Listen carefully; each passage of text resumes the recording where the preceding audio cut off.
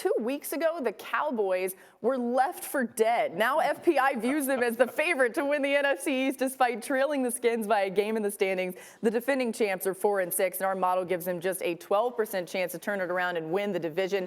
Bobby Carpenter joining us here at the table, of course, a first-round pick in 2006 of the Cowboys. We'll get to them in a second, but Rex, when you watch the Eagles play and you hear Wentz's frustration, maybe he's trying to do too much, do you think that they're done just by the way they're playing? I get it, they're not technically done, but what you see on the field. Well, no, I don't think you're ever out of it, when you have a quarterback like Carson Wentz. They got to just do their job, because right now, this is what happens. I mean, look, they all want it so bad. They want to, write the season. But when you start doing too much yourself, that's when mistakes happen. And that's what you're seeing throughout this team. They got to get back to being a dominant football team up front on offensive line and defensive line. And right now, that's been the weakness of their teams. Bobby, why will the Cowboys get it done if the Eagles and Skins don't?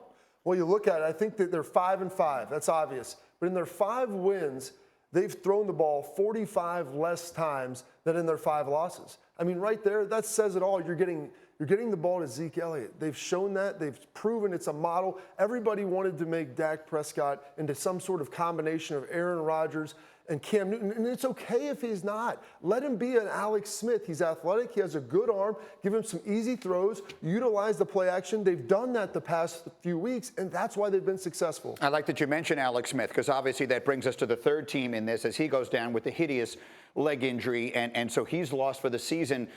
I've always thought that his value to a team has been underappreciated. It was in Kansas City, and it's not a mystery that he had this team in first place. Can they hang on without him in Washington? I don't see it. Colt McCoy play good football. They're a team that's been beat up with injuries too, and so now you've lost. They got 3 guys out of their starting offensive line, and now your quarterback, who the thing that was great about Alex Smith was you knew that you were basically going to be in every game.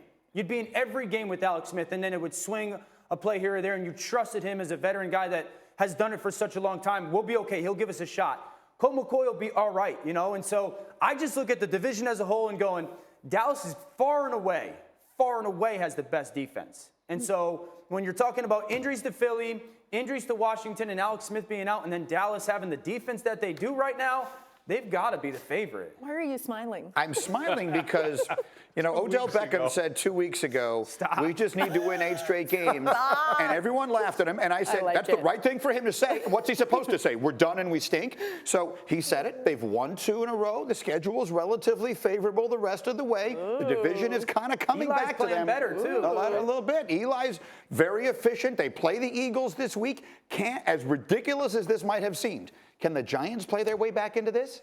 I don't think there's any way in heck they can. But I look at it this way. It is amazing, though. Hey, when you protect Eli Manning and you're able to actually run the football a little bit, that you can beat these teams. And the thing is, he threw 1 incompletion. Are we going to get on Eli? Are you going to bench him? No. Is this week? Are we going to bench Eli? It's a terrible defense they were playing. And Saquon Barkley, that kid, Saquon. Saquon. Shefty was right. He's not bad. He can play. He's not bad. He was ridiculous.